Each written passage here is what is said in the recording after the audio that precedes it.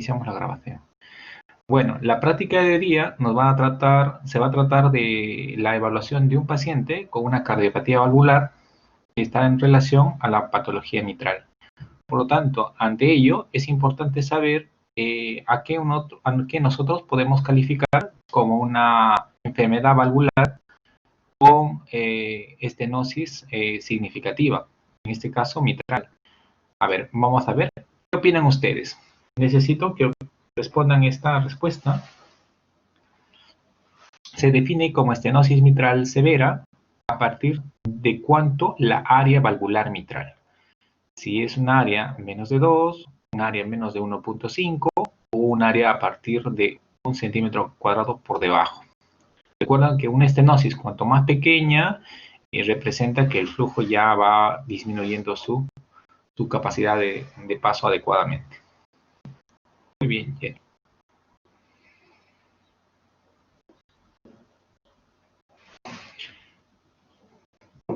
Perfecto, María.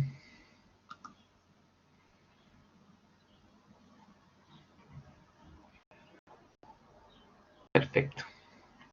Bien. Recuerden, de esta pregunta, 4 han respondido que el área valvular es menos de 1 centímetro y 1 ha respondido que es menos de 1.5 y ninguno menos de 2. Bien. Recuérdense estos parámetros porque al final de la charla vamos a volver a hacer la misma pregunta. Ok. Bien, entonces, dado ello, el caso que presentamos hoy es un paciente de edad en torno a los 36 años de edad, de sexo femenino, natural de Huánuco y que tiene un estudios a lo máximo de grado secundaria. Como antecedentes de importancia, sufre de asma, diagnosticada en el 2007 con terapia, y hábitos nocivos, fuma de forma esporádica, niega otros antecedentes cardiovasculares asociados, ni tampoco hay signos de obesidad. Por lo tanto, dado este contexto del paciente, que es una mujer joven, natural de Huánuco y con antecedente de asma, resumiendo, hay que plantearnos otras posibilidades diagnósticas que puedan estar en relación, o posibilidades diagnósticas en relación a su edad y a su enfermedad asociada. Número 1, por ser una mujer joven de 36 años, habría que plantearnos siempre como un principio a cualquier enfermedad, pensar que podría ser de origen congénito, una probabilidad. Normalmente los congénitos suelen aparecer de la niñez o la adolescencia. Sin embargo, patologías como la comunicación interauricular suelen presentarse clínicamente a partir de los 25 a 30 años, conforme va progresando en un gran porcentaje de los pacientes. Por lo tanto, es una edad que nunca debemos descartar la cardiopatía congénita, y siendo la más frecuente la comunicación interauricular. Número 2, la procedencia. Si una persona que viene de Huánuco, hay zonas endémicas de enfermedad de paludismo, malaria, en su defecto también puede estar asociado de Chagas, que puede generar cardiopatía dilatada en los pacientes, habría que pensar que puede haber un efecto también de transmisión vectorial, como hemos comentado. Y por el tema del antecedente de asma en la paciente, habría que pensar que si este problema asmático pueda opacar o pueda disminuir quizás la sensibilidad en la detección de síntomas como la disnea o la ortopnia. Por lo tanto, cuando valoremos síntomas cardiovasculares, hay que plantearnos muy bien este antecedente porque nos podría llevar a confusión. Plantearnos cómo es la disnea, en qué momento se presenta y si está correlacionado o no con mejoría con los inhaladores. Entonces, hay que tratar de indagar sobre estos temas mientras uno va haciendo la historia clínica. Muy bien, esta paciente refiere que aproximadamente 7 años atrás ya venía con un trajín como la evolución de la enfermedad, con un trajín jalando esta enfermedad progresivamente. Ahora, recuerden chicos, que la enfermedad actual es decir, donde actualmente siente con más intensidad las molestias clínicas, refiere que fueron hace 4 meses. El inicio de la enfermedad y el curso fueron insidiosos y progresivos. Quiere decir que no fue bruscamente, sino que fue progresivamente apareciendo y en un largo periodo. Entonces, esto es un tema más de control y de seguimiento. Aquí podríamos quizás tomar una mea culpa los médicos serumistas o los médicos generales o de familia que se encuentran en el seguimiento de estos pacientes, porque siendo un caso de la vida real, una persona que tenga 7 años con estos síntomas, pues debió haberse tenido un seguimiento a más temprano, ¿no? En un periodo más temprano de su evolución. Por lo tanto, es una mea culpa para todos para poder identificar los síntomas asociados. Número 3. Cuando ustedes ven en la línea del tiempo, la paciente nos va refiriendo que todo empezó con una sensación de fatiga, una fatiga a moderados esfuerzos, porque tenía una clase funcional 2, y refería que siempre presentaba tos seca. Aparentemente, esto se correlacionaba, según la paciente, a un tema netamente asmático. Por lo tanto, no le dio tanta trascendencia y dejó la enfermedad que progresara. Con el tiempo, esa disnea y esa tos fueron incrementándose, siendo demasiado intensas cuando llega 4 meses antes de su ingreso a nuestro hospital. Presenta ya la paciente una disnea en clase funcional 2 o 3, que básicamente nos dice que se dedica a esfuerzos mínimos y que la paciente, además de eso, la tos es más incrementada y se agregan nuevos síntomas. Síntomas como un dolor de pecho, un dolor torácico atípico y asociado a ello acefalea global. Conforme va haciendo sus controles, la paciente refiere que pues la disnea, indagando más allá, llega a ser inclusive en reposo. Por lo tanto, es calificada como una disnea con clase funcional de 4. Ante ello, la paciente presenta ya episodios de ortopnea y es así como ingresa a emergencia la paciente después de su primer contacto médico. Ingresa en ortopnea, es decir, la paciente no tolera el decúbito dorsal, tiene que abrir los brazos, inclinarse hacia adelante para poder respirar adecuadamente. Obviamente, eso se le llama un cuadro de insuficiencia aguda, ¿no? Insuficiencia cardíaca agudamente descompensada en el contexto de algo crónico. Bien, además de ello, la paciente refiere que la tos y el dolor de cabeza persisten, tos persistente. Es por ello que muchos semiólogos años atrás comentaban y decían que la insuficiencia cardíaca se presenta muchas veces como el asma cardíaco. Era un término muy usado, actualmente ya no se utiliza tanto en la literatura, pero era una forma para identificar, porque debutaba en gran cantidad de pacientes con tos. Con una tos seca, no era productiva, y por lo tanto esto, si asociaba a un corazón grande, dilatado, era un criterio como para pensar que estuviéramos en el contexto de una insuficiencia cardíaca. Es bueno recordar ello. El vértigo y el dolor de cabeza eran persistentes en la paciente, motivo por el cual hace su ingreso a nuestro hospital en estas condiciones por emergencia. No sé si hasta aquí, donde hemos descrito lo que ha redactado nuestro residente sobre los síntomas del paciente, tuvieran alguna duda. Si quisieran algún dato adicional, háganmelo saber ahora, a fin de poder ayudarles en la disquisición diagnóstica.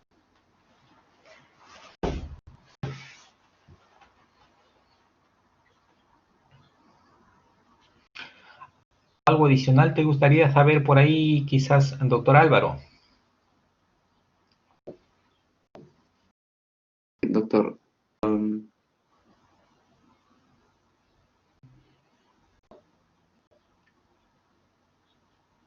creo que con respecto al dolor torácico, podríamos averiguar un poco más de las características del dolor y también si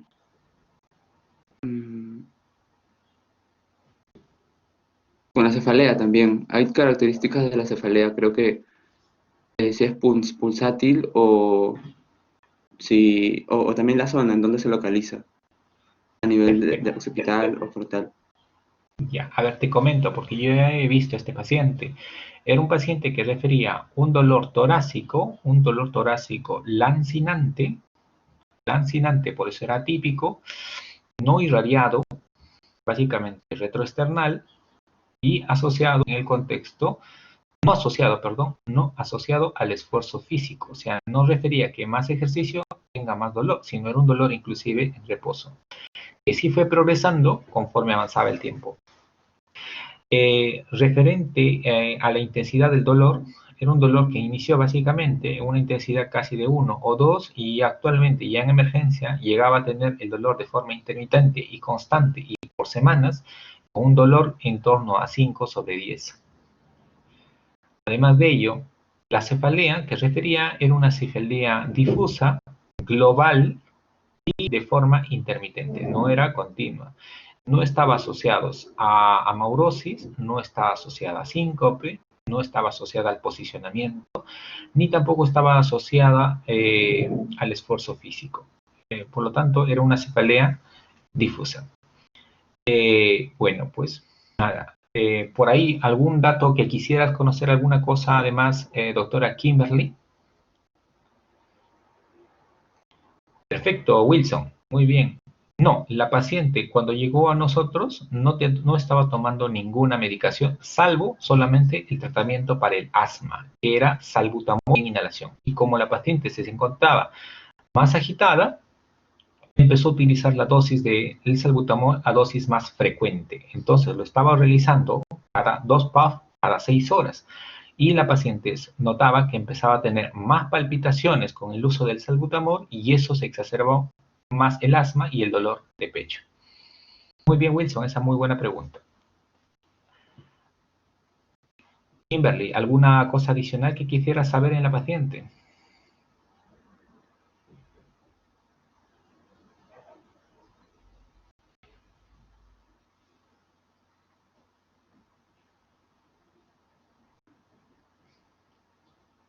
Tiene problemas en la conexión Kimberly. Doctora Liliana, Cristina, si tuvieras alguna cosa adicional en esta paciente que quisieras indagar.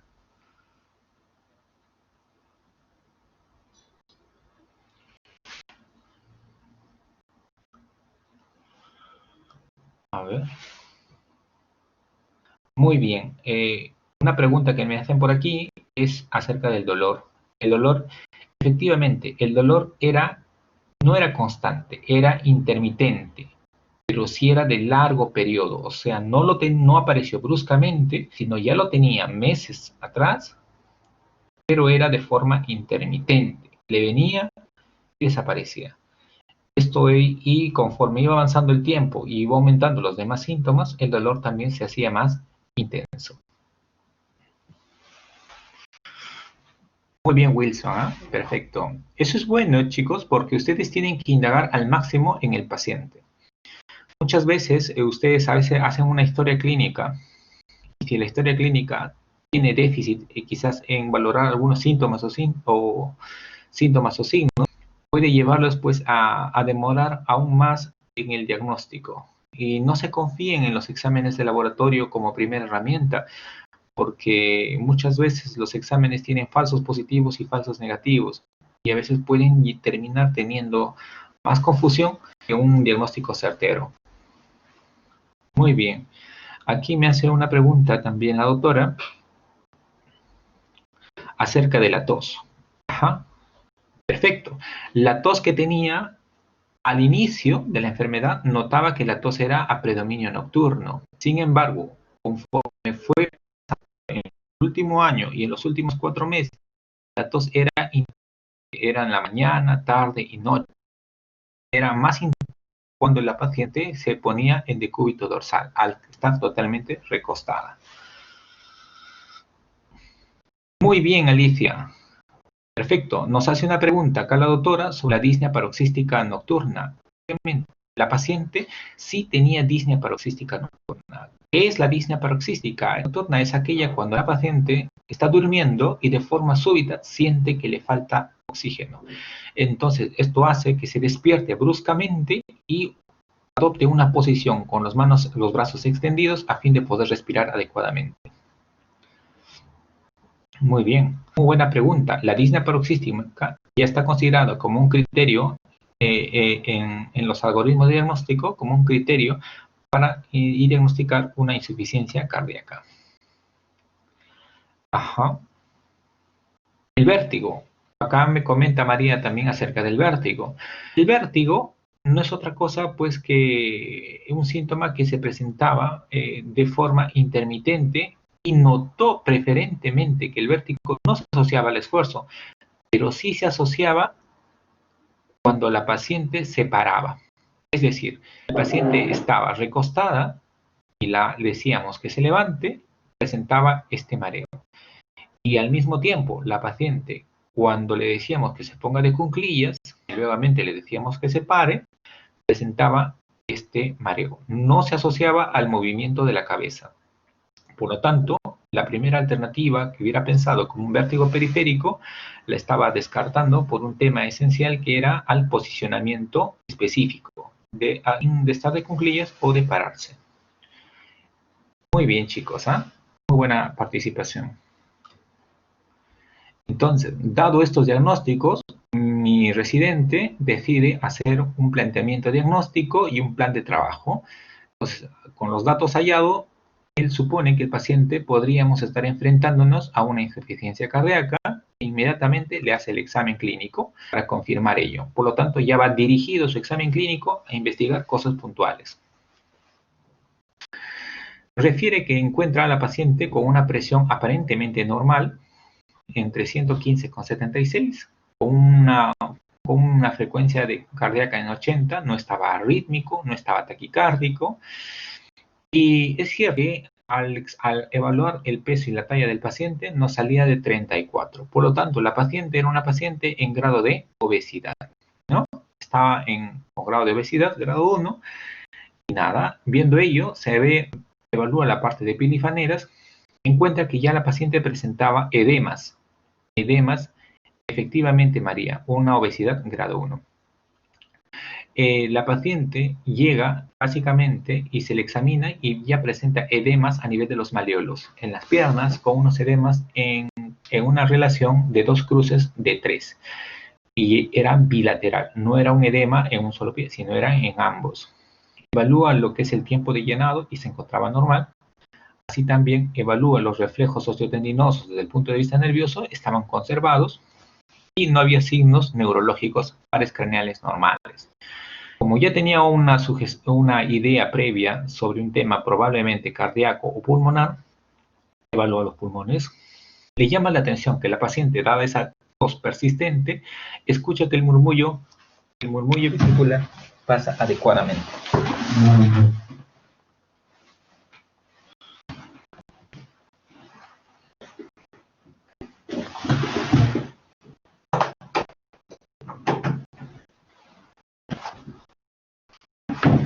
A ver, un minuto.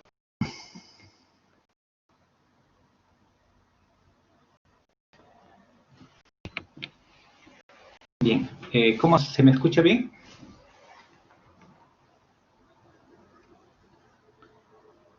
Perfecto, ya, disculpen, no, sentí que no se me escuchaba. Bien, entonces, al evaluar, llama la atención dramáticamente que la paciente, al tener una tos persistente, cuando examinan el murmullo vesicular, el murmullo está pasando adecuadamente en ambos emitoras. Por lo tanto, no había presencia de sibilantes. Otro dato adicional era que el paciente, cuando examinan la parte cardiovascular, el paciente tiene unos ruidos cardíacos rítmicos, no estaba en arritmia, pero llama la atención que presenta un soplo. Un soplo en una magnitud de 3/4. Como ustedes ya saben, los soplos se catifican por intensidad y se pueden catificar desde 1 al 4 y siempre deben colocarlo en el denominador el valor de la escala. Ajá. No te preocupes, Milagros. Además de ello, debemos residir no solamente en la intensidad, sino en la ubicación. El foco que nos describe es un foco a nivel de la mitral y básicamente es un soplo mesodiastólico de gran intensidad que no presenta irradiación. Entonces, si yo tengo un soplo a nivel de la mitral, yo tengo que pensar, cuando la mitral se abre, eso es diástole. Cuando la mitral se cierra, eso es sístole. Entonces, si yo encuentro que el soplo es en la diástole, quiere decir que se da cuando la válvula está abierta. Y si se presenta en la abertura, hay que tener en consideración como primera alternativa que podría ser una obstrucción o una restricción en la movilidad de los velos de la válvula mitral. Y esto está correlacionado a la estenosis mitral. Por lo tanto, soplo diastólico, ya sea proto, meso o telediastólico, primera posibilidad diagnóstica, estenosis mitral. El estudiante, el residente, hace la palpación. Indaga si el paciente tiene el ventrículo dilatado. Encuentra que el impulso ventricular izquierdo está negativo. Por lo tanto, hay ausencia de dilatación ventricular izquierda. Así también, el estudiante evalúa los pulsos para saber si hay algún grado de obstrucción. Y se da cuenta que el paciente no presenta alteraciones significativas porque el pulso, la amplitud y la depresibilidad están conservados. Hay una forma fácil de recordarse sobre las características semiológicas del pulso que se le llama el FRADES. ¿Qué forma de recordarse? La F es para valorar siempre es la frecuencia que deben hacer. La R, que representa es el ritmo del pulso, debe mantenerse a un buen ritmo. La A es la amplitud, es decir, el grado de elevación del vaso, de la arteria, y mayormente la que controlamos es la arteria radial bilateral, los dos brazos, las dos arterias al mismo tiempo. La D es la depresibilidad del vaso a la palpación. Y básicamente, y la S es la simetría, si en los dos brazos es a la misma frecuencia o no. Entonces, de esa forma, ustedes van a poder evaluar muchas enfermedades, principalmente descartar enfermedades que generen obstrucciones vasculares periféricas, coartaciones de aorta, o en su defecto, pues, principalmente anomalías congénitas que pueden generar hipoflujo en un determinado brazo más que otro. Dentro de ellas, las más frecuentes, encontramos a enfermedades como la coartación o la enfermedad de Lloyd-Dietz. Muy bien. Bueno, habiendo evaluado ello, el residente evalúa la parte del cuello, busca si hay presencia o no de la ingurgitación yugular. Recuerden ustedes que la ingurgitación jamás se hace una evaluación en el paciente sentado. La ingurgitación se hace una evaluación a un paciente en decúbito dorsal con una inclinación de 45 grados de la cabeza y se evalúa cómo está distendido o no la yugular. Hay que valorarlo siempre, tanto en inspiración como en expiración, a fin de que si no se vaya a ir algún signo de constricción pericárdica. A nivel abdominal, en la misma posición, uno debe valorar la viscerosmegalia, tanto hepática como y la del vaso. Y recordemos que la evaluación del impulso ventricular izquierdo, por semiología, ya deben haberlo hecho, siempre optar al paciente en decúbito lateral izquierdo para identificar el impulso a través de la posición de Paget. Es una adecuada inspección. No se hace la inspección en parado ni sentado al paciente, si no pueden cometer errores. Y bueno, y el agénito urinario dentro de los rangos normales. Allá dice que tiene un soplo, me establece que no hay arritmia y que el ventrículo aparentemente. Entonces, para mi examen clínico y mi control, yo planteo hacerle un electrocardiograma para confirmar lo ya encontrado. Entonces, le hago un electrocardiograma. Y en el electrocardiograma, como pueden ver en la imagen, lo primero que debo hacer es hacer mi sistema hexaxial, como ya les expliqué. Hago mi línea, paso aquí, 4 cuadrantes, veo, uno es positivo, sí. ABF es positivo, sí. Entonces, está abajo y está aquí abajo y a la misma en uno está aquí. Entonces, el cuadrante de intersección sería en el inferior izquierdo, o sea, el eje estaría normal, por lo tanto, el ventrículo izquierdo no estaría afectado. Ahora, como ya les expliqué, los ejes adyacentes o las derivadas adyacentes habría que valorarlas para buscar la isoeléctrica. La isoeléctrica, buscarlas en ABL o en 3. Entonces me voy a ABL, tiene prácticamente, es un poquito más negativo que positivo, y en 3, que es bastante positivo. Entonces yo me decanto por una ABL, y la ABL, como ya les expliqué, lo que es de arriba tiene un número de 60, y como es para abajo, más 60. Por lo tanto, el eje de este paciente sería más 60 grados. Segundo, veo si tiene criterios de en B1 de bloqueo de extrema derecha, ausente. Perfecto. Criterios de hipertrofia, Cornell o Sokolov, negativo. No tanta S más R no sobrepasan 35. Criterios de hipertrofia ventricular derecha, no hay R alta, más de 7, más de 10 que puedan llegar en la derivada B1 o B2, por lo tanto, tampoco hay hipertrofia ventricular derecha. Entonces, yo llego a conclusión que el derecho y el izquierdo estructuralmente no están alterados. Entonces, el problema es antes de los ventrículos. Por lo tanto, mi primera opción sería la válvula mitral.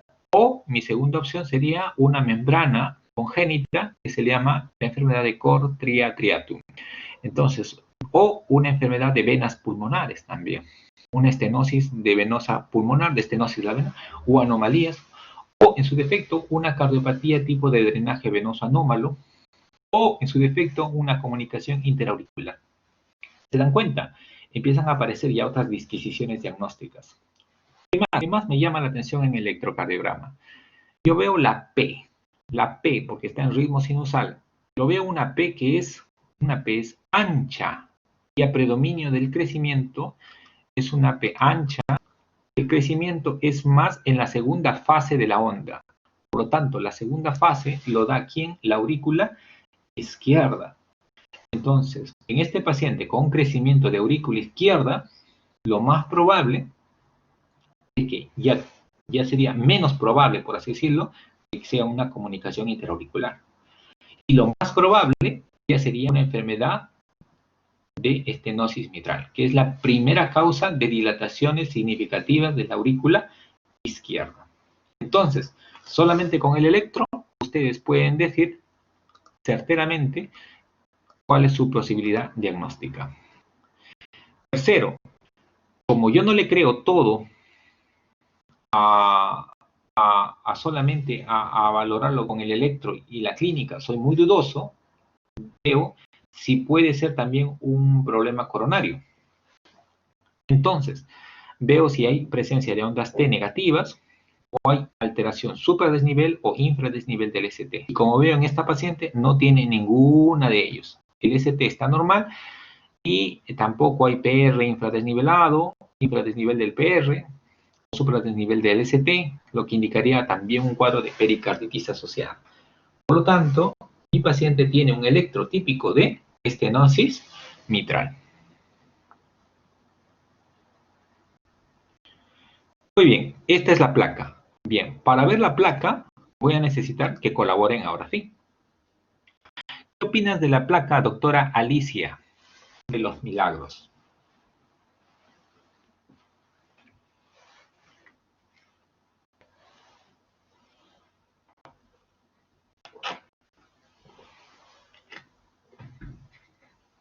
Bueno, primero, en la placa, los niveles sí se pueden eh, mm, eh, eh,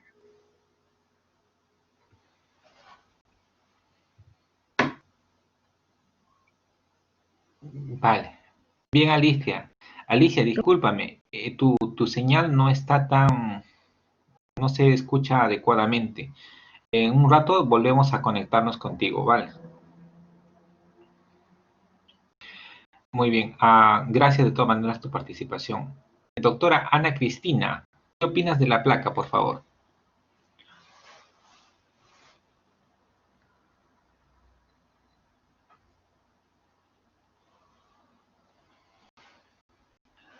Doctora Ana Cristina Gózar Zamora.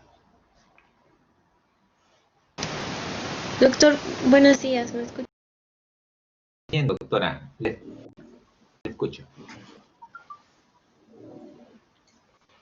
Bueno, la placa de tórax, ah, me parece, doctor, que mm,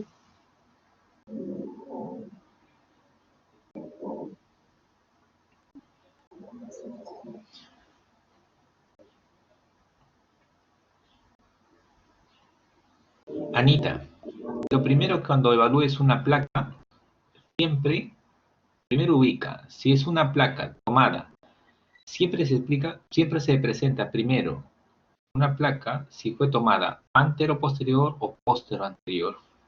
Si fue tomada en inspiración o expiración, o sea, es decir, adecuadamente inspirada.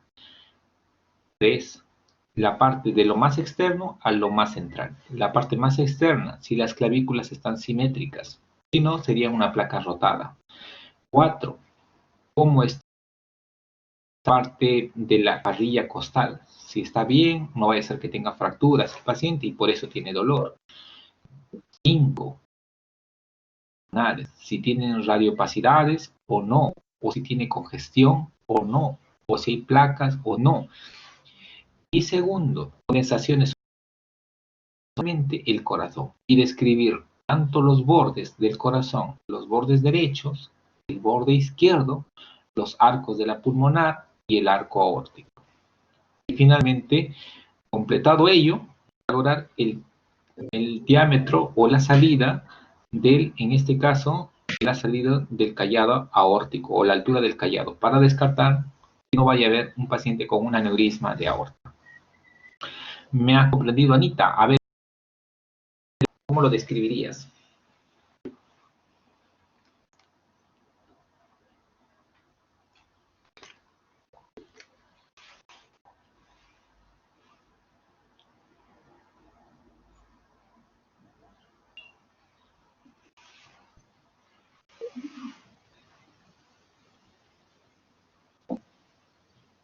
¿Aló? sí, doctor, me parece que es una radiografía posterior-anterior. ¿Ya? Mm,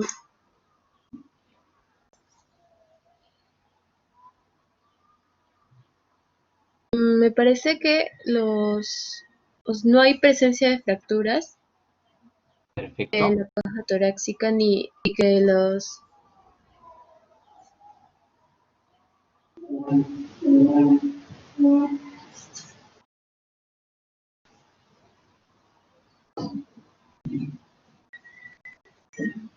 me parece, doctor, también que las clavículas están en paralelo, o sea, no hay diferencias. Simétricas. Ajá, son simétricas. Mm,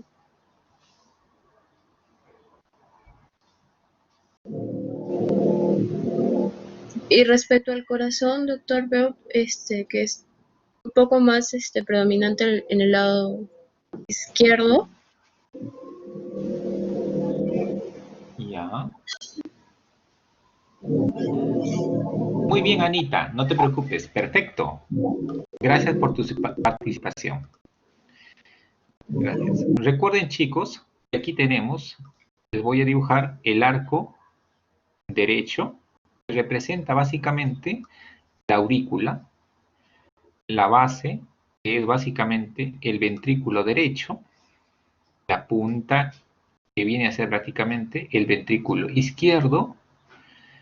Aquí está un arco, que es el arco pulmonar, y finalmente aquí está el callado o el pedículo aórtico. De esa forma ustedes pueden diferenciar la aurícula, el ventrículo derecho, el izquierdo, el arco pulmonar y el arco aórtico. Es importante conocer estas líneas en el corazón y también valorar el diámetro, es decir, la distancia del corazón, su diámetro máximo en relación al diámetro máximo del tórax, porque si esto es mayor al 50% del diámetro máximo, estamos frente a una cardiomegalia. Un dato que también no deben olvidarse es comentar si los senos costodiafragmáticos están libres o están obturados. Bueno, costo cardiofrénico libre, costo cardiofrénico libre, seno cardiodiafragmático, costo diafragmático libre.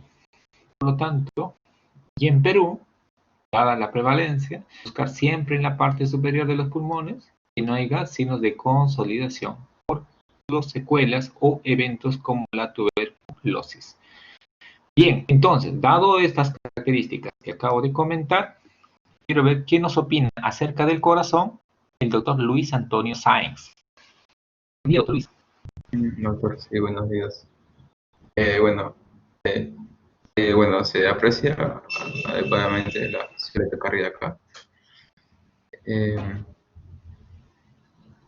También el callador tipo se encuentra normal. Ya. Y bueno,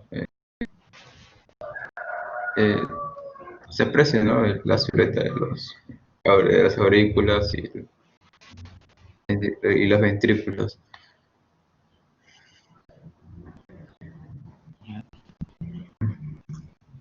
Muy bien, Luis. ¿Alguien quizás le llama la atención alguna otra cosa más? Gracias, Luis.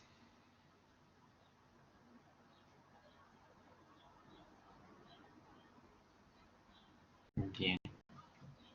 Recuerden, chicos, que por ejemplo, cuando tienen esto, normalmente el corazón lo voy a dibujar aquí. Debe ser la silueta, debe haber un pequeño arco, el ventrículo. Pero este paciente no tiene este arco pulmonar de esta forma, sino es una línea recta. Eso se llama rectificación del arco pulmonar. Cuando ustedes vean eso, quiere decir que hay una gran presión en la arteria pulmonar, en el tronco pulmonar. Por lo tanto, esto puede estar debido a una sobrecarga de la aurícula hacia atrás. La aurícula, la vena, el pulmón, y eso que está generando un incremento en el diámetro y en la congestión de la rama pulmonar. Eso se llama rectificación pulmonar y habría que indagar hipertensión pulmonar. Perfecto. Otro dato importante es que si ustedes se percatan muy bien, como lo acaba de decir Milagros, me acaba de decir, miren, aquí hay un poco de radiopacidad a nivel de estos territorios, a nivel iliar. Y está correcto. Hay un incremento de radiopacidad que podría estar en correlación con signos de incremento de la trama o de congestión. Número 2. Si ustedes ven, este es el borde del corazón, pero aquí hay otro borde que lo estoy trazando. Este borde, esta línea paralela, es el borde de la aurícula izquierda. Este paciente tiene una aurícula izquierda totalmente dilatada y es concordante a la semiología que hemos preguntado al paciente, que nos ha explicado y que hemos visto en el electrocardiograma. Por lo tanto, si ustedes tienen práctica en la placa, pueden encontrar y confirmar los hallazgos electrocardiográficos. Es muy práctico que ustedes realicen esto cuando estén haciendo el internado y practiquen, comparando el electro con la placa. De esa forma van a poder hacer disquisiciones solamente con una placa o a veces solamente con el electro. Es muy útil que se acostumbre a ello. Se acostumbren ustedes a ello. Muy bien, Milagritos. Está muy bien tu opinión. Gracias. Muy bien. Entonces, dado la situación del paciente y ya ante mi sospecha clínica tan elevada de que tengo un problema valvular, yo solicito una evaluación por cardiología a fin de que me pueda hacer una ecocardiografía. El objetivo de la ecocardiografía es ver el corazón en movimiento, medir las velocidades y las gradientes, es decir, la presión con la que pasa a través de la válvula mitral la sangre, y de esa forma cuantificar y que me diga si tiene una obstrucción o no. Y si es la obstrucción está presente, que me diga si es una obstrucción en grado leve, moderado o severo. Al mismo tiempo me tenga que decir si está dilatada la aurícula y también si presenta o no coágulos dentro de la aurícula, a fin de plantear mi tratamiento al paciente como uso de anticoagulantes, etcétera. O en su defecto, que me descarte que tenga alguna membrana en la aurícula, algo que me esté generando ese incremento de presiones de forma retrógrada. Entonces, el doctor le hace la ecocardiografía. Esta ecocardiografía lo hizo mi residente, mi R3, y al hacer la ecocardiografía, ve esta imagen. Les pongo de forma práctica para que no se pierdan. Este es el ventrículo izquierdo, aquí está. Este es el ventrículo izquierdo, este es el ventrículo derecho, la aurícula derecha, la aurícula izquierda. Entonces la sangre va a ir de aurícula hacia ventrícula. Y como hay una estenosis, la sangre va a pasar a través de un chorro con mayor intensidad. Lo que el doctor va a hacer es medir a nivel de este chorro con qué velocidad está pasando.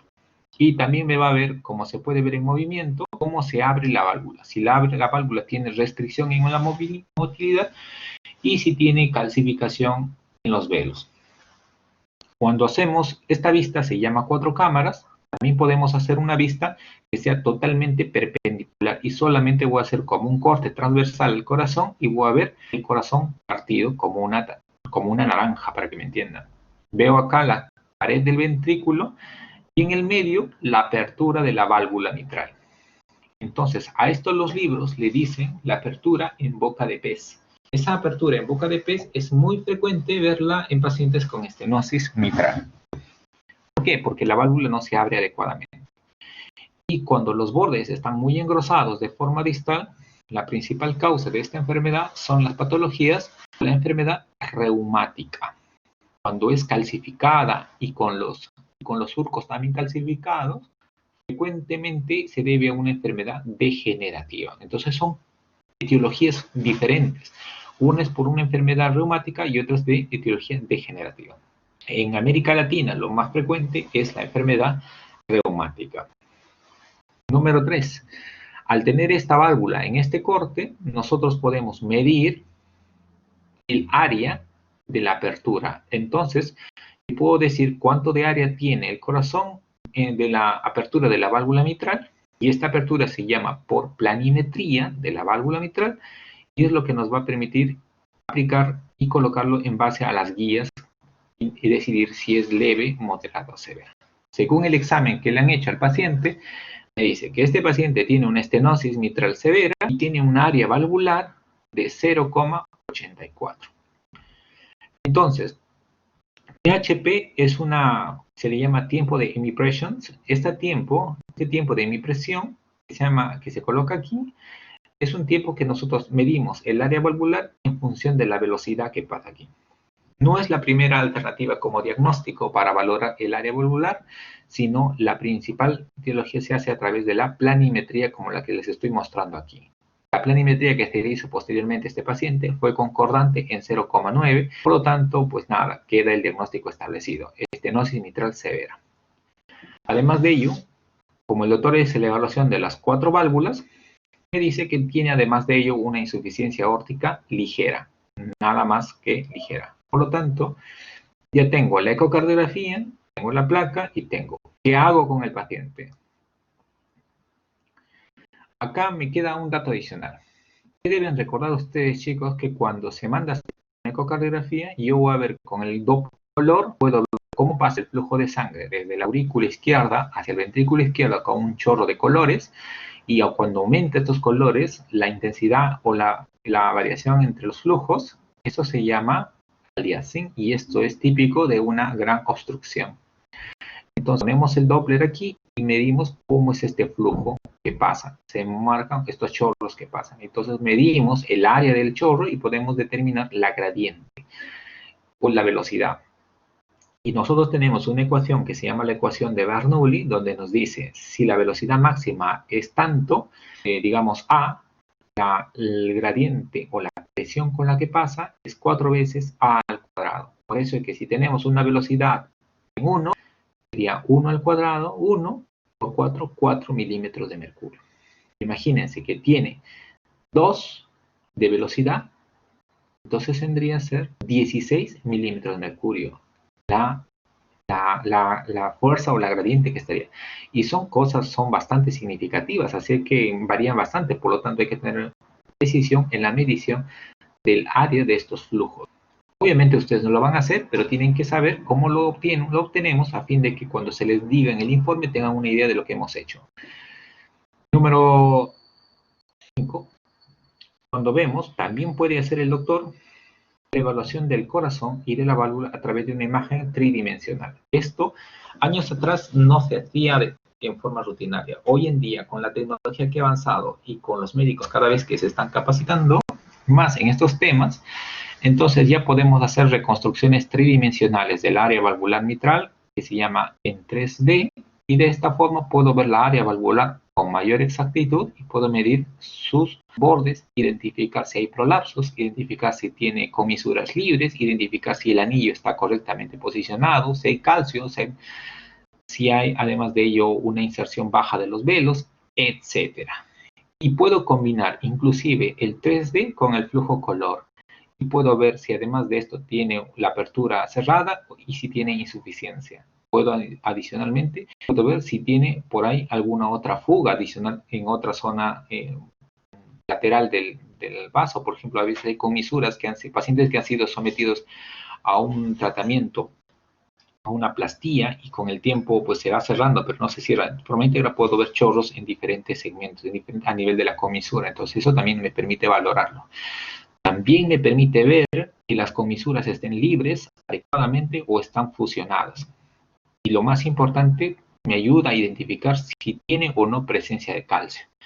¿Por qué es importante? Si ustedes van a querer abrir esa válvula de forma percutánea, no quirúrgica, van a querer meter por aquí un balón para que extienda esto. Si esto está demasiado fusionado y con tanta de calcio, el pronóstico no va a ser bueno. Pueden romper la válvula y al romper la válvula va a generarse una insuficiencia severa, y esto puede ser igual de peligroso en el paciente, inclusive aún más, y tener que someterse a una cirugía de emergencia.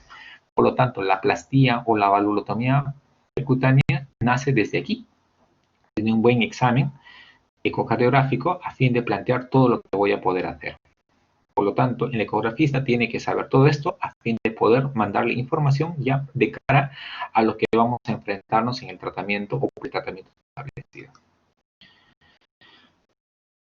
Entonces, con lo que ya hemos hecho, tengo la ecografía, tengo la placa, el electro, los síntomas, nada.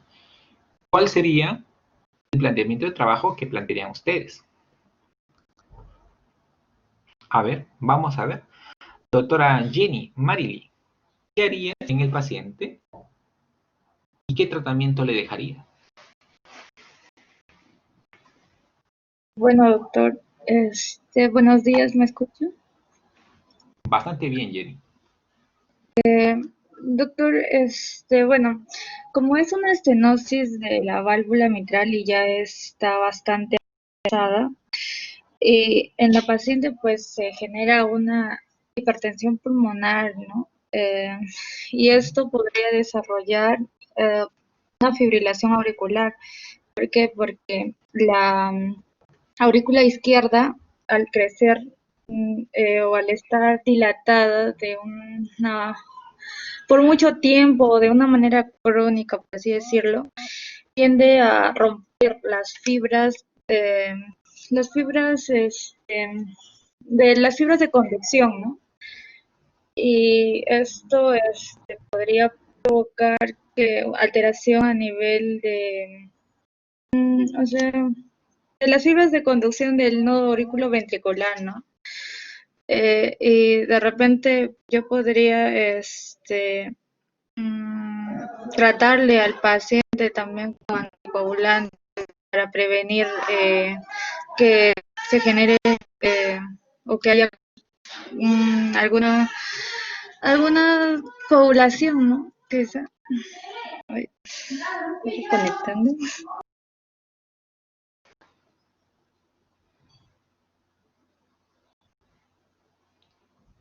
Aló, Jenny, discúlpame, no te escuché la última parte. ¿Qué me decías? Bueno, doctor, es que como le decía que la paciente tiene una estenosis de la válvula mitral ya severa, en la paciente se podría generar una hipertensión pulmonar ya crónica, ¿no? Y esta podría desarrollar pues una fibrilación auricular. ¿Por qué? Porque la aurícula izquierda está muy crecida, por así decirlo, y como por ahí pasan las fibras del nodo auriculoventricular, estas fibras se podrían romper, ¿no? Las fibras de conducción. Y por ahí quizá me podría generar una fibrilación auricular, entonces yo a la paciente quizá le podría solicitar anticoagulantes, ¿no? Para prevenir. Perfecto. Perfecto, Jenny. Muchas gracias. Está muy bien tu opinión. Entonces, básicamente te enfocas en el paciente que podría tener hipertensión pulmonar. Bien, a ver, vamos a ver qué opina Milagros Andrea Ocas. Milagritos. Sí, doctor, buenos días. ¿Qué harías con el paciente y qué le dejarías de tratamiento? Bueno, no pude leer los síntomas del paciente, si está sintomático, Sí, porque está bastante sintomático con disnea, ortopnea y nada, está al reposo y ya en grado de ortopnea.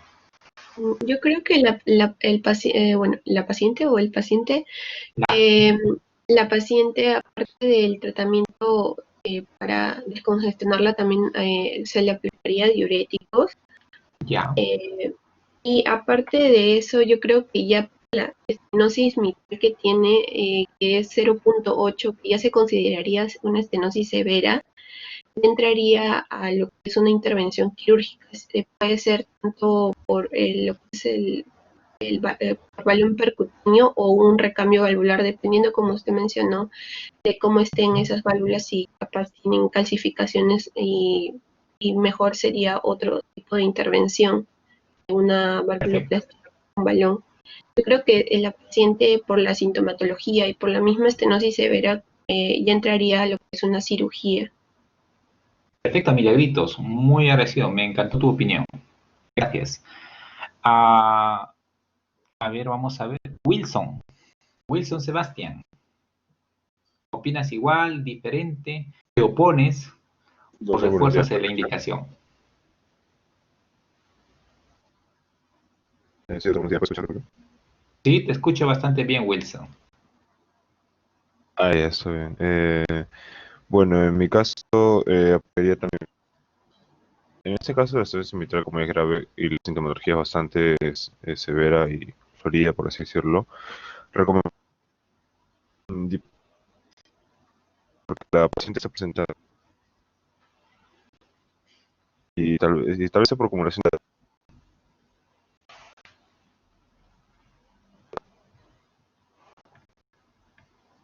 el comentario de mi primera compañera Mari, que mencionó los anticoagulantes por la fibrilación auricular y para evitarlo.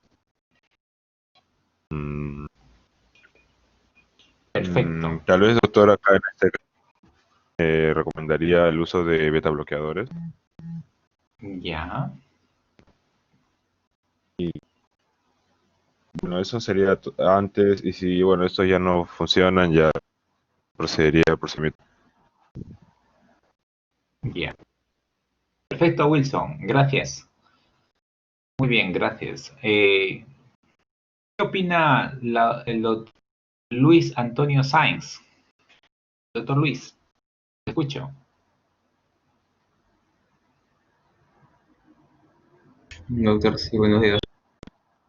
Bueno, más que todo en estenosis mitral, creo que el paciente tiende a generar una fibrilación auricular y sería más adecuado, ¿no? Tratar con bloqueadores, digoxina o un calcio antagonista. Eh, incluso de una manera intervencionista se le podría aplicar una valvuloplastía. Ya. Muy bien. Perfecto. Está bien. Quiero saber sus opiniones. Ahora vamos a ver las guías. ¿Qué opina, doctora Diana Gallegos.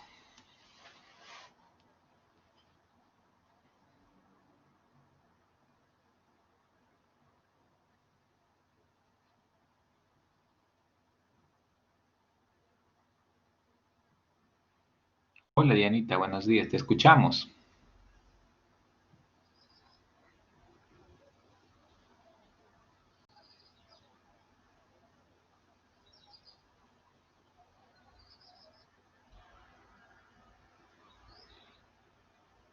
Muy bien.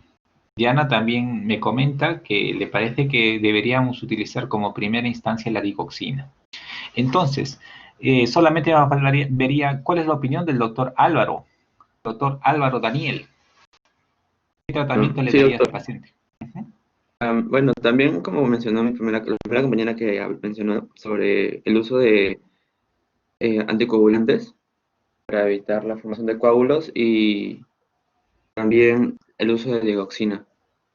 Ya, perfecto. Entonces, dejaría, voy a poner acá una encuesta. ¿Qué es lo que usarían?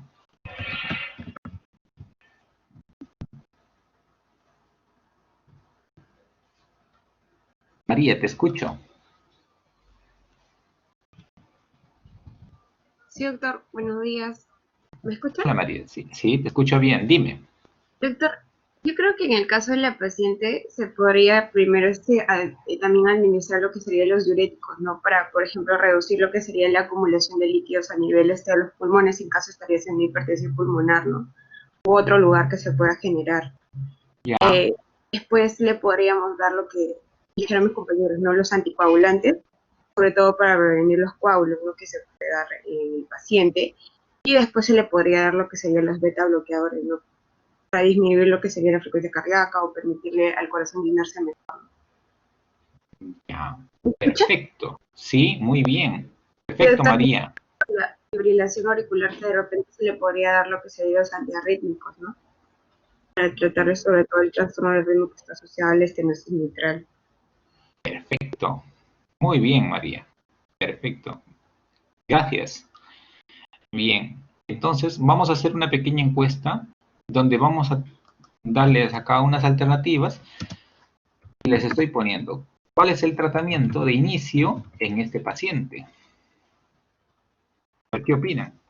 ¿Qué es lo primero que le daría si veo al paciente llegando a mi turno de la guardia?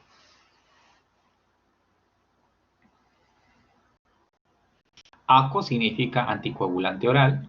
BB le llamo al beta bloqueador. Nada. Los diuréticos, la furosemida. Y la digoxina, la digoxina.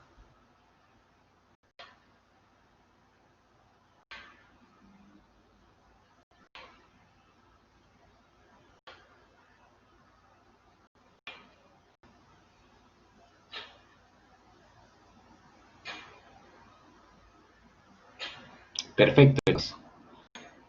A ver cómo estamos acá. Perfecto, perfecto. Muy bien. Esto es muy interesante porque vamos a repasar en base a lo que han contestado. Bien. Por ejemplo, vamos a empezar de los beta bloqueadores, lo que no han puesto. Los beta bloqueadores normalmente no se deben indicar de inicio temprano en pacientes que tienen insuficiencia cardíaca agudamente descompensada. ¿Por qué digo que está descompensada? Porque la paciente no puede ni respirar, está ortopneica, y si yo le doy un beta bloqueador puedo empeorar la capacidad de salida de la sangre, por lo tanto, esto puede llevarnos a un mayor deterioro de la capacidad funcional. Si está indicado que lo puedo reiniciar ya en pacientes compensados para que no se me descompensen posteriormente, sí se puede utilizar como plan de tratamiento en un paciente ya para seguimiento ambulatorio. Ahora, segundo, han puesto anticoagulante oral. El uso de la anticoagulación oral solamente está indicado en pacientes que tienen fibrilación auricular. Y el anticoagulante se debe dar también si presenta o tiene un trombo en la aurícula. hemos visto en el electrocardiograma que el paciente tenía ritmo sinusal, estaba en sinusal, y en la ecografía no nos han reportado que había trombos. Por lo tanto, la anticoagulación no está indicada en este paciente. Por lo tanto, no daría anticoagulación porque no tengo justificación para darlo. Número 3. La digoxina. Han puesto digoxina que también se puede dar. La digoxina es un antiarrítmico. Y como vuelvo a repetir, el electrocardiograma está en ritmo sinusal, está en ritmo normal, no está en arritmia. Por lo tanto, como antiarrítmico no tendría indicación. ¿Puede mejorar el inotropismo? Sí, pero el problema no es del ventrículo. El problema es de la válvula mitral y esto es que la sangre no fluye adecuadamente. Por lo tanto, darle digoxina para aumentar la contracción no va a ayudar en nada. Y bajar la frecuencia cardíaca en un paciente que está con insuficiencia cardíaca descompensada, por el momento no sería la primera alternativa terapéutica en el paciente. Muy bien, salvo el paciente esté en una taquicardia franca y no tenga una definición clara si el paciente me está entrando en FA o FA paroxístico, podría, pero más allá con estas características clínicas que hemos encontrado, no sería como primera elección dar la digoxina. Lo que nos queda son los diuréticos. Si este paciente tiene una gran sobrecarga de volumen y que está generando incremento de la trama pulmonar, entonces lo que tengo que hacer es bajar la precarga. Y para bajar la precarga tendría que darle medicación, como por ejemplo la furosemida, y utilizar diuréticos endovenosos para bajar rápidamente la precarga a fin de disminuir esta congestión y que el paciente pueda retornar nuevamente a su estado basal. Dato importante, que posteriormente, cuando ya esté más estable, podré iniciar el tratamiento con los beta bloqueadores a fin de evitar recaídas. Y si el paciente tuviera arritmia, ahí sí podría agregarle anticoagulantes. Y los anticoagulantes, cuando hacen arritmias en estenosis mitral, solamente está indicada la warfarina. Y bueno, si el paciente llega a quedarse en fibrilación auricular, como tal, podría usar para control de la frecuencia cardíaca la digoxina. Pero si está en ritmo sinusal, es mejor dar el beta bloqueador. Porque sí es cierto que han demostrado que la digoxina comparado versus el beta bloqueador en pacientes con insuficiencia cardíaca, se ha visto que la digoxina no altera en el pronóstico del paciente. Sintomáticamente puede mejorar y a largo plazo se ha visto que los que utilizaron digoxina tuvieron mayor mortalidad de los que tuvieron beta bloqueadores. Por lo tanto, no es un fármaco pues, que debería utilizarse como primera elección en cualquier paciente de ritmo sinusal. Tiene sus indicaciones específicas. Así que recuerden ello a fin de que puedan tomar una mejor decisión. Bien. Veamos, ¿qué dicen las guías? Aquí tenemos la guía americana. En la guía americana me dice que todo paciente que tiene una estenosis de válvula mitral, a ver, aquí está, la estenosis de válvula mitral, lo catalogan como estenosis con un área valvular mitral por debajo de 1.5 centímetros cuadrados. Y se considera estenosis mitral muy severa cuando el área es menos de 1 centímetro cuadrado. Por lo tanto, la primera pregunta que se hizo al inicio, la respuesta es menor o igual a 1.5. ¿Ok? No se confundan. ¿Cuál es la mejor forma que se debe medir? Ya les expliqué, por planimetría.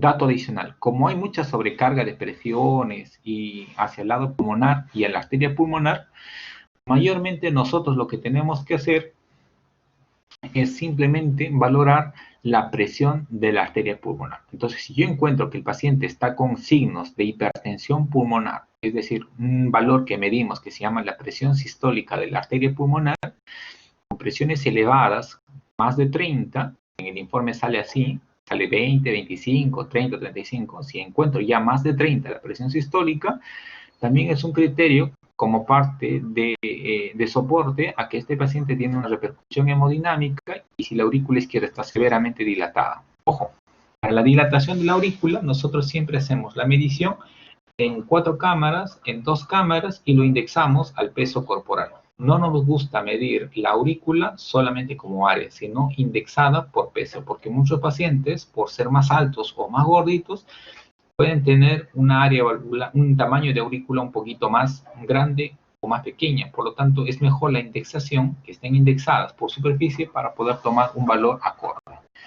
El punto de corte es 34, por lo tanto, siempre deben ser menos de 34 la normalidad. Más de 34 ya es patológico. Y la disnea aquí ya está. Esto ya lo hemos visto, entonces ya sabemos. ¿Y qué nos dice? Si el paciente tiene una estenosis mitral y es un paciente que es severo, está aquí, tenemos que valorar que el área es menos de 1.5. El paciente tenía 0,8, o sea, muy severo. Tengo que valorar si era sintomático o asintomático. Yo veo que el paciente era sintomático. Y cuando es sintomático, está en la categoría del estadio D. Por eso que las estenosis mitrales sintomáticas se dicen D.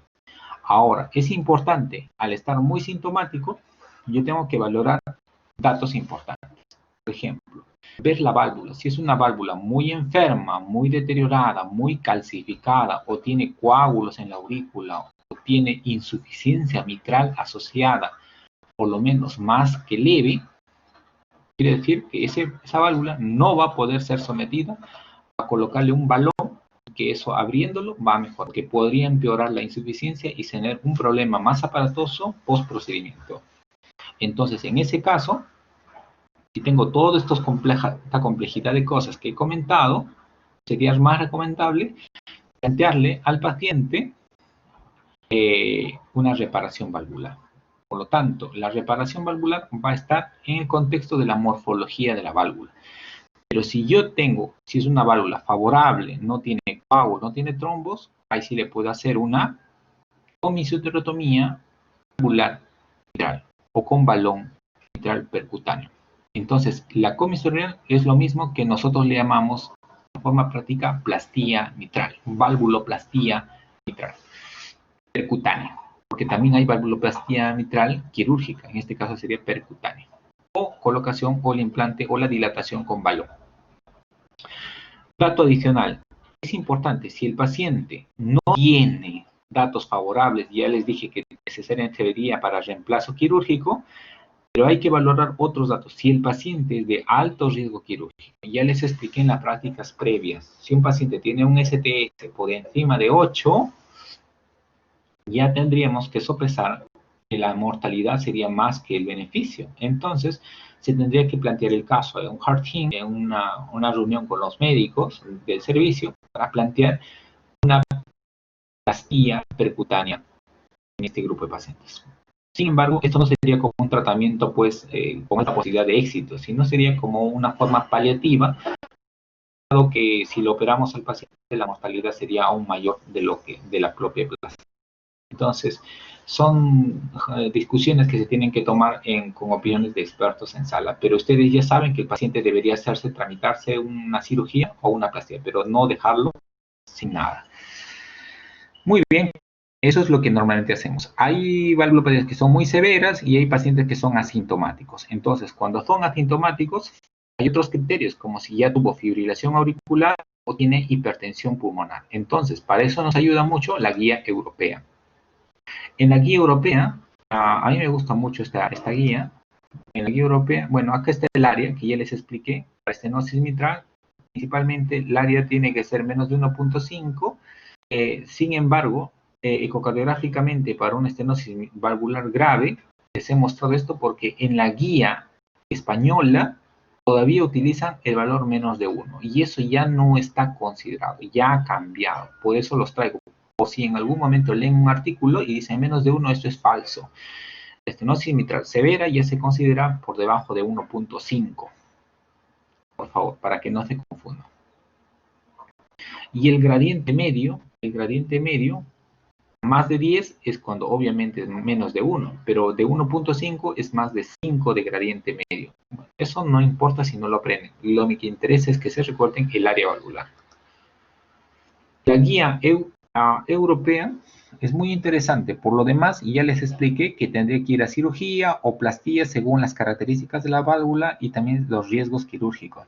Pero en los pacientes sin síntomas, los asintomáticos, como pueden ver aquí, pacientes asintomáticos, se les puede mandar a hacer una prueba de esfuerzo, es decir, hacer correr una faja para ver si los síntomas aparecen. Muchas veces los pacientes, al ser muy sedentarios, nos refieren que no tienen síntomas y en realidad pues a las justas caminan ni 2 cuadras.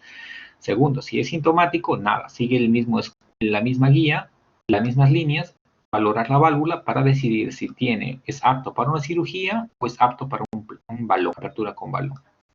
Dato importantísimo, chicos. Muchas veces en estos pacientes que no tienen síntomas, también tenemos que valorar lo que es la hipertensión pulmonar. Si es un paciente que aparentemente no tiene síntomas, pero ya tiene signos de hipertensión pulmonar, quiere decir que si no hago nada, ese paciente va a terminar comprometido el vaso pulmonar y probablemente sea más complicado la operación a más largo plazo. Por lo tanto, ese sería también un criterio de riesgo para decidir intervenir a un paciente. Por lo tanto, si les dicen asintomático, lo primero que preguntan, ¿cómo está la pulmonar? ¿Tiene hipertensión pulmonar? Sí o no. Sí tiene hipertensión pulmonar, pues nada, se opera. Y si el paciente le dice, no tiene hipertensión pulmonar, ¿cómo está el esfuerzo? Normal. Ok, lo valoraremos y le haremos el seguimiento. En nuestro caso, es severo, tiene síntomas, ya no se piensa demasiado, es lo más fácil. Bien, ¿qué debo dar en el tratamiento? Lo primero que se indica son los diuréticos. Estabilizado al paciente, los beta bloqueadores. Yo inicio frecuentemente con beta bloqueadores selectivos. El bisoprolol es una muy buena alternativa para iniciarlo a dosis bajas y subir la dosis a tolerancia. Segundo, ¿por qué? Porque el ventrículo se llena en diástole, por lo tanto debo mejorar el tiempo diastólico para que se llene mejor y esto va a ser a través de los beta. Pero no lo puedo dar en la emergencia, no lo puedo dar en un paciente que esté en ortopnea. No se vayan a confundir, ¿no? Está contraindicado. Los digitálicos, ¿puedo combinarlos? Sí, si el paciente tiene arritmia. ¿Puedo dar anticoagulantes? Sí, solo si el paciente tiene arritmias como fibrilación o trombos, ya lo expliqué. No debo utilizar los nuevos anticoagulantes orales, solamente está indicado la warfarina cuando se trata de estenosis valvular mitral.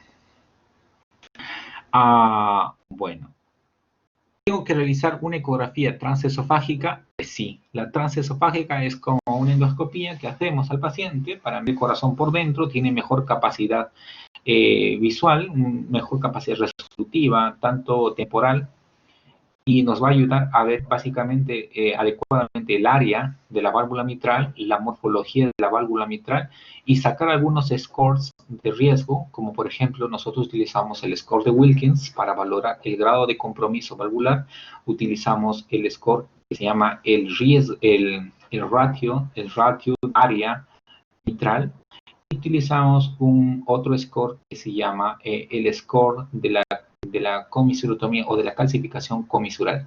Entonces, combinando scores que hacemos los cardiólogos, podemos identificar cuál es el mejor plan terapéutico en un paciente para someterlo a una plastía mitral percutánea o decidir que lo vamos a tener que operar.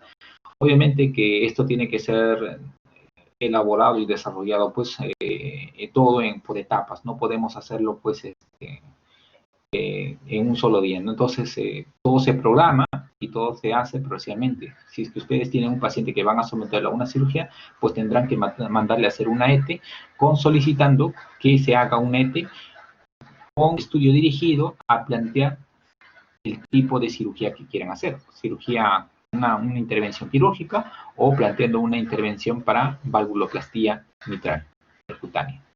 Es importantísimo cómo solicitan los exámenes. Si no, les van a dar pues un examen muy general y no les va a servir nada en la junta médica. Para eso están los residentes que están bastante al tanto de esto y evitan pues hacer exámenes innecesarios. Bien, dato importantísimo. Contraindicaciones, algo que nunca se deben olvidar si quieren someter a un paciente. Como ahora es una boga, está en boga de todos, decir, oye, mejor le hago a mi paciente una plastía mitral, es percutáneo, no le va a abrir el pecho y todo bien, pero no se aplica a todos. Por ejemplo, si la estenosis es más de 1.5, o sea, no es severo, pues no tiene indicación. Si hay trombos en la aurícula, pues tampoco tendría indicación, sería una contraindicación. En este caso, la contraindicación ya bajó de la absoluta, ahora es una contraindicación relativa, porque hay trombos que son trombos de orejuela que no necesariamente contraindican la plastía mitral, porque son trombos crónicos y no están en la pared. Pero considérenlo como una contraindicación ahora, porque si les preguntan, pues no creo que se vayan a ese grado de disquisición. Número 3, el paciente tenga una insuficiencia mitral ya más que leve, moderada, severa. Si es así, ya no se puede hacer una plastía con balón. Si tenga compromiso marcado de las comisuras o esté calcificada, tampoco se puede hacer. Si no tenga comisuras, es decir, sea como una boca de pez totalmente y no tenga por dónde se va a abrir esa comisura con el balón, pues nada, es mejor una operación, si no se va a desgarrar la válvula. Finalmente, que tenga otras válvulas enfermas, digo la válvula aórtica, la válvula cúspide. Entonces, si tienen otras válvulas, es mejor operar al paciente y que solucionen las 2 válvulas o las 3 válvulas. Mayormente hacemos recambio bivalvular más colocación de un anillo tricúspide. O, en su defecto, si el paciente tiene enfermedad coronaria de 1, 2 o 3 vasos, se prefiere operar, se le cambia la válvula y al mismo tiempo se le colocan bases para mejorar la circulación coronaria. Es una cirugía válvulo-coronaria. Entonces, de esa forma, soluciono todo el problema del paciente. Bien, ahora les voy a mostrar un poco para que recuerden y sepan cómo se hace una plastilla percutánea. Entonces, vamos a ver un videíto. Les voy a compartir la pantalla. Dame un minuto.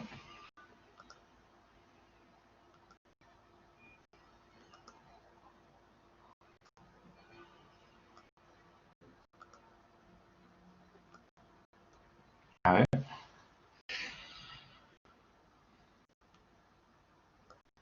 Perfecto. ¿Están viendo la imagen? Sí, doctor. Perfecto.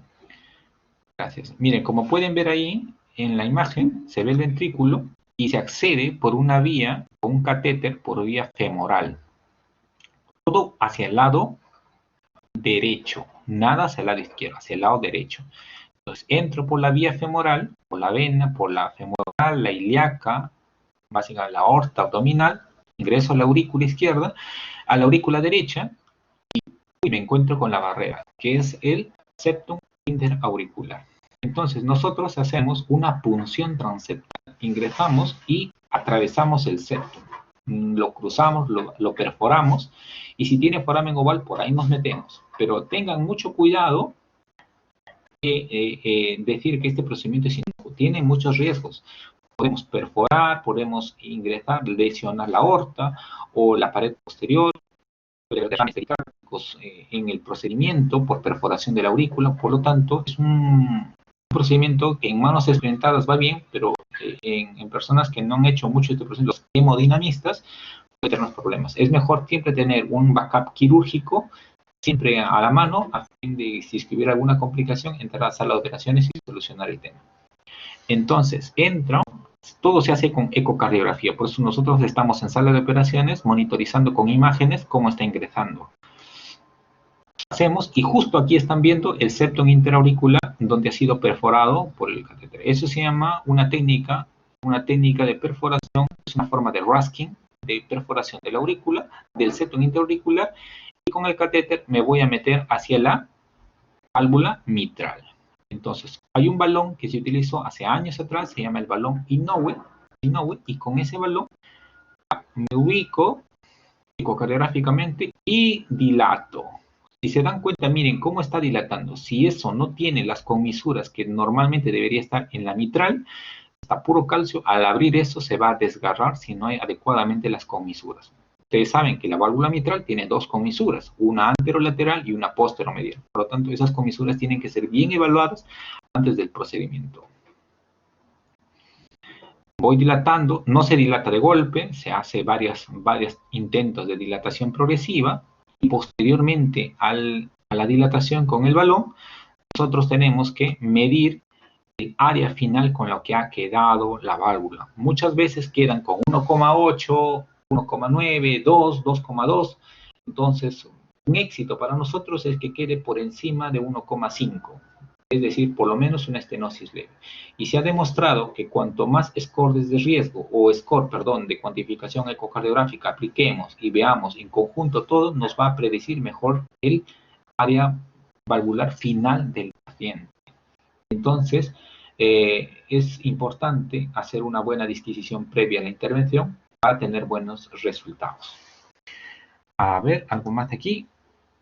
Nada. Entonces, ahí sacamos.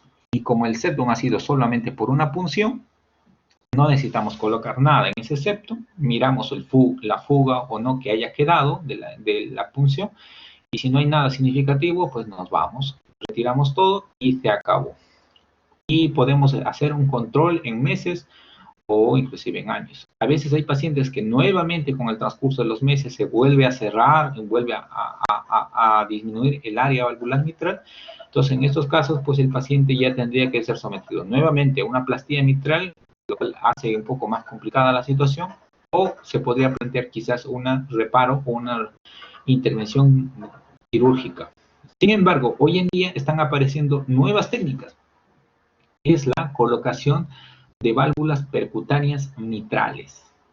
Eso hoy en día todavía no está como gold estándar. En las guías no está como una indicación de primera intención, pero no me sorprendería que en unos años a futuro ya esté en las nuevas guías porque estamos haciendo en otros hospitales este tipo de procedimientos y que ya están enrolados en estudios grandes para plantear y nuevamente ir mejorando la medicina en el mundo. Bueno, eso sería por el tema de la valvulopatía de la práctica de hoy, que es la plastía o el tratamiento de la estenosis mitral. Un dato importante, chicos, cuando ustedes tengan una válvula, una estenosis mitral significativa, hay que hacerle un seguimiento, porque puede ser que tengan al paciente con la válvula en la estenosis y no está en grado severo. Entonces, al no estar en grado severo, ustedes tienen que plantearle al paciente un seguimiento. Tienen que hacerle un seguimiento, por lo menos en periodos de 6 meses a 1 año, para ver que esté yendo bien, y el control se hace a través de forma ecocardiográfica. Ahora, dato adicional, si digamos el paciente tiene una estenosis mitral leve o moderada, y ustedes dicen, pues no, está bien, no tomes nada y tanta cosa. Pero el paciente le dice, doctor, me estoy agitando. Y usted dice, pero la válvula no justifica tanto. Utilicen mucho los marcadores de daño miocardio, como por ejemplo el ProBNP.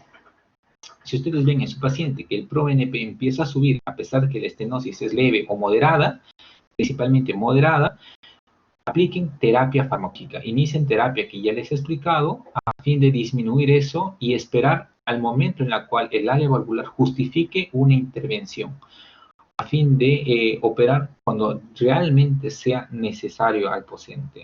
Porque a veces, muchas veces nos dicen, doctor, opere al paciente. ¿Y qué le has dado? Nada.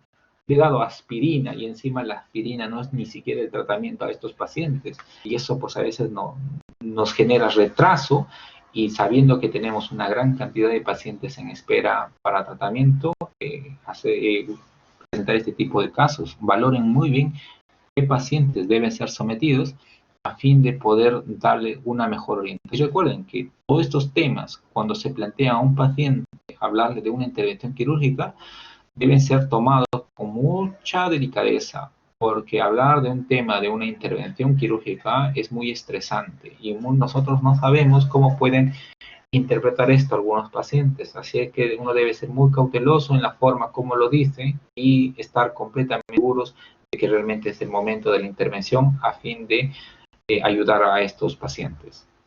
Nada, me gustaría que me puedan hacer dudas, preguntas, es el momento en el cual ustedes puedan aprovechar esto. Los escucho.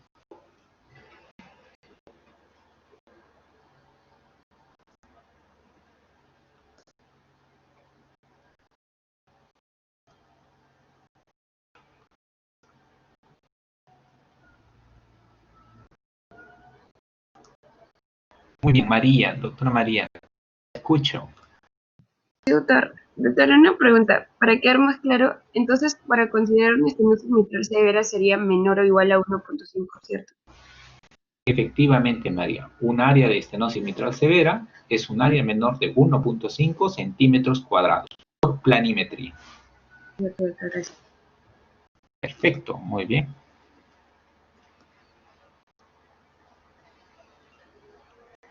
Muy bien.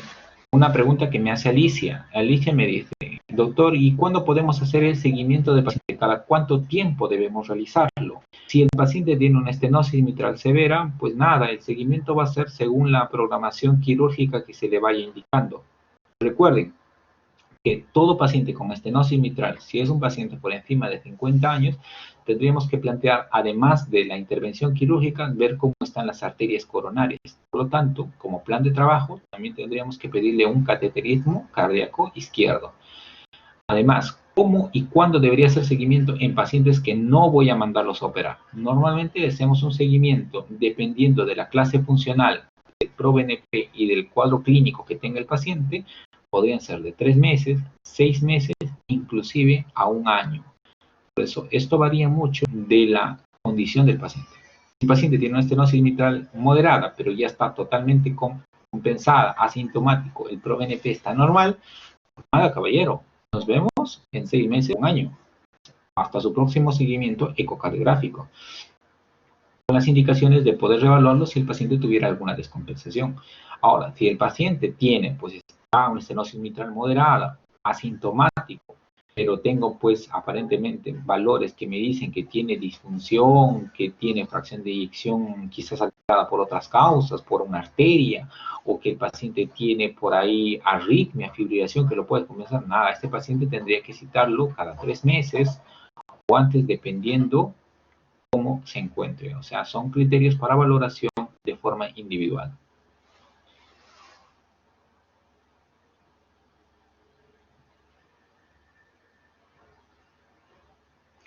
Muy bien, acá Wilson me hace una pregunta muy bonita, donde dice, el paciente tiene que someterse a cirugía, tiene que cambiar estilos de vida o procedimientos previos o se programan a la intervención lo antes posible. Bueno, ya como que el tratamiento tiene que ser rápido, ya los estilos de vida no van a cambiar pues rotundamente. Lo que sí va a ayudar mucho es cambiar su estilo de vida para el post procedimiento, es decir, para que su válvula o su plastilla no se vuelvan a degenerar. Entonces, estilos de alimentación sana, actividad física adecuada, evitar el sobrepeso, evitar pues el cigarro que deterioren las arterias del corazón, enfermedad, el colesterol, el azúcar, la diabetes, ¿me entienden? La hipertensión adecuadamente controladas. Entonces, son criterios que uno tiene que ir controlando en el paciente, principalmente para el postoperatorio, para que no vuelva a tener otra recaída o la lesión, la estenosis no vuelva a aparecer después de una plastilla. Y si se le ha colocado una válvula, las válvulas pueden ser mecánicas o biológicas. Y si es mecánica, tendría que utilizar anticoagulación permanente, de por vida. Y si es permanente, tendríamos que hacerle un seguimiento con warfarina. Por lo tanto, por la warfarina, tendremos que mantener un nivel de anticoagulación en la sangre en torno a 1 a 2 o 2.5 del INR para poder evitar que la válvula trombose en el transcurso del tiempo. Dato importante, paciente que tiene prótesis mecánica, jamás le quiten la anticoagulación, salvo sea un requerimiento totalmente necesario, porque el riesgo de trombosis protésica es alto y esto puede generar una insuficiencia aguda y hay que reoperar al paciente de emergencia. Entonces, no se suspende la anticoagulación, salvo criterios muy, muy específicos. Muy bien. ¿Alguien más tiene otra pregunta?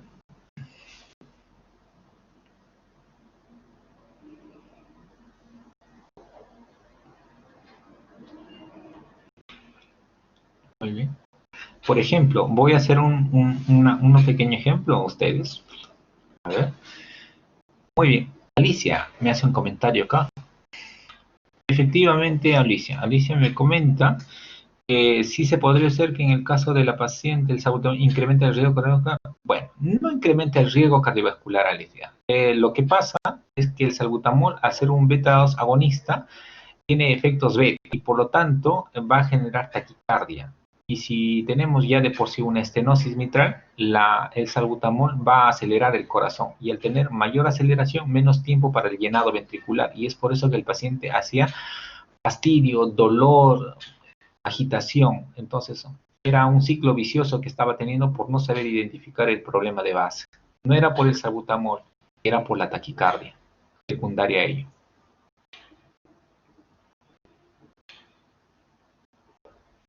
Bien, algo que voy a poner un ejemplo en ustedes.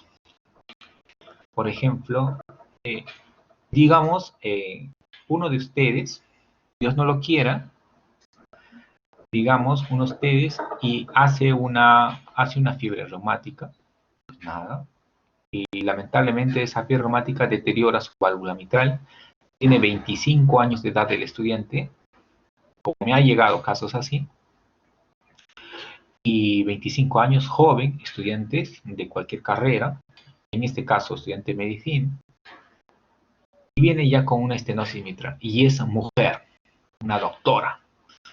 Entonces, le hago el examen y le encuentro pues que efectivamente tiene una estenosis mitral severa y ha acudido a nosotros porque ya está agitándose la paciente. Le iniciamos tratamiento, planteamos si ya tiene indicación quirúrgica, si tiene repercusión hemodinámica, si tiene hipertensión, todo lo que hemos hablado, le doy sus diuréticos y toda la paciente, sus beta bloqueadores cuando esté ya mejor.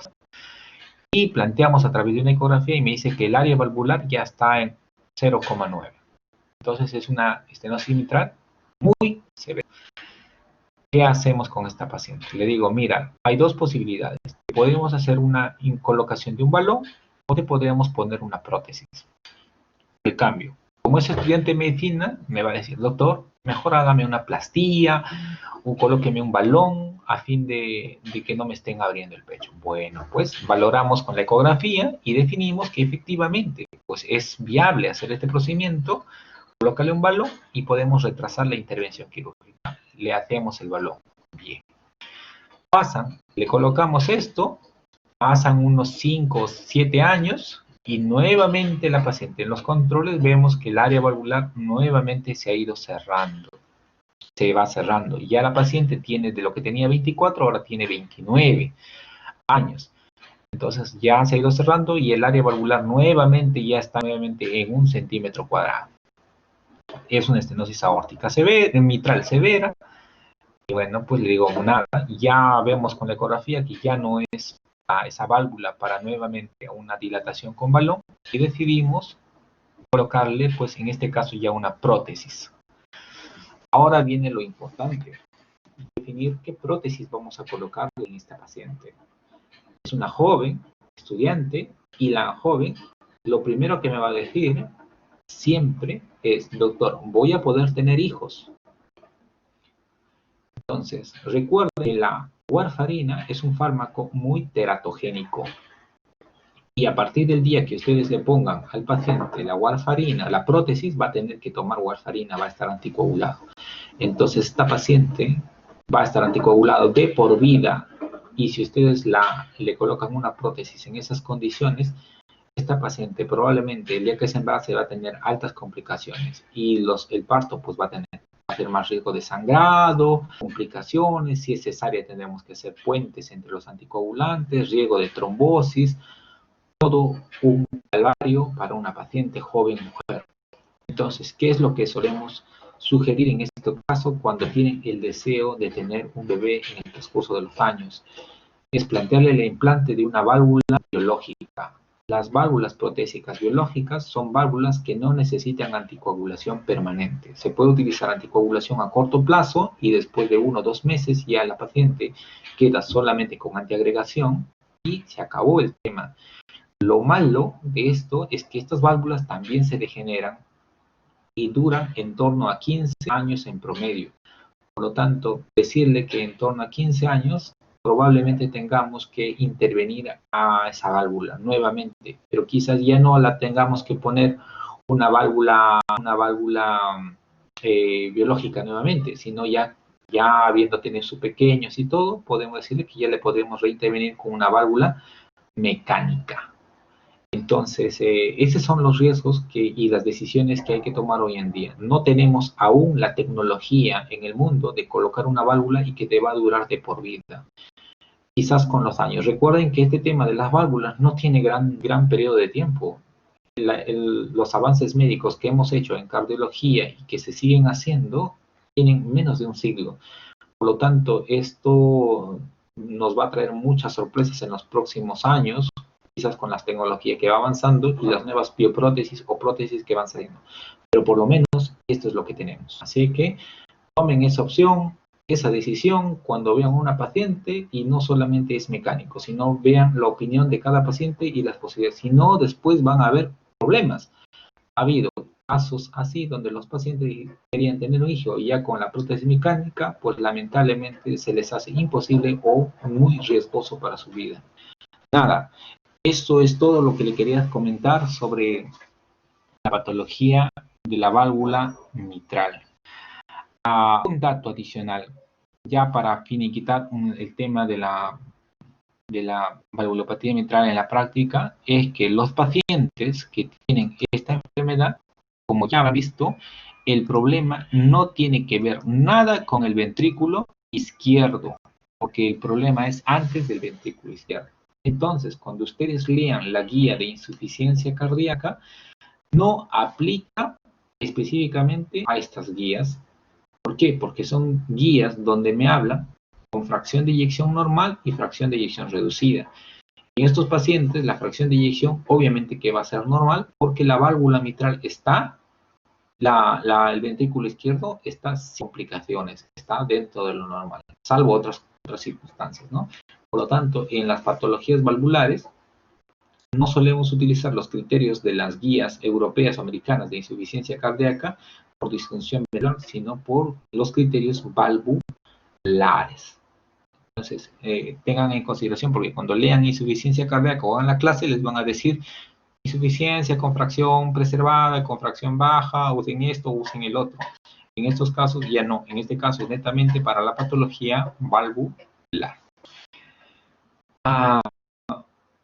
Otro escenario que me gustaría compartirles, chicos.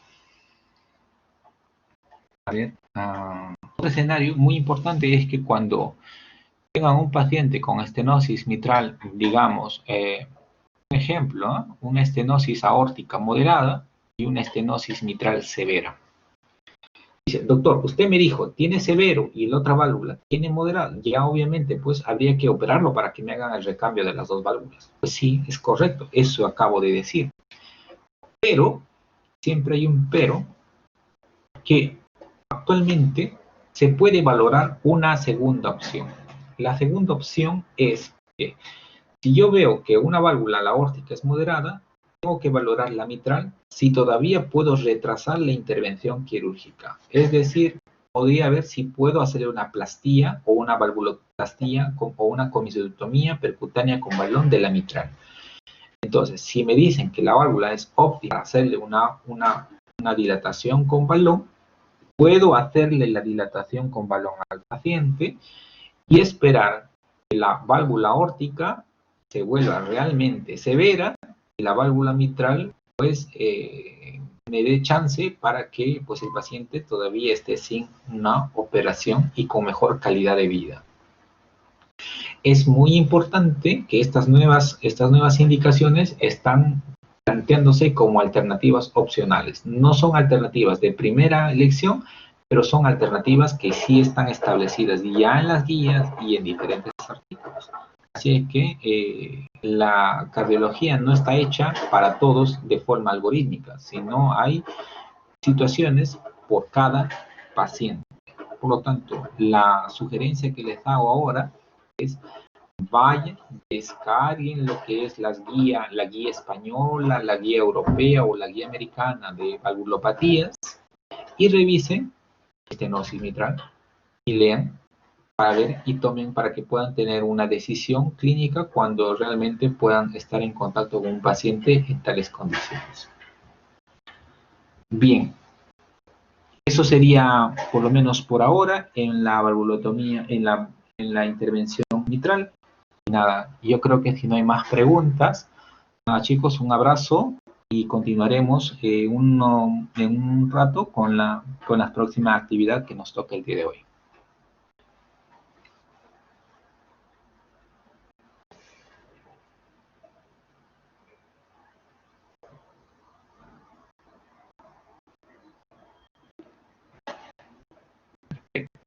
No, gracias a ustedes.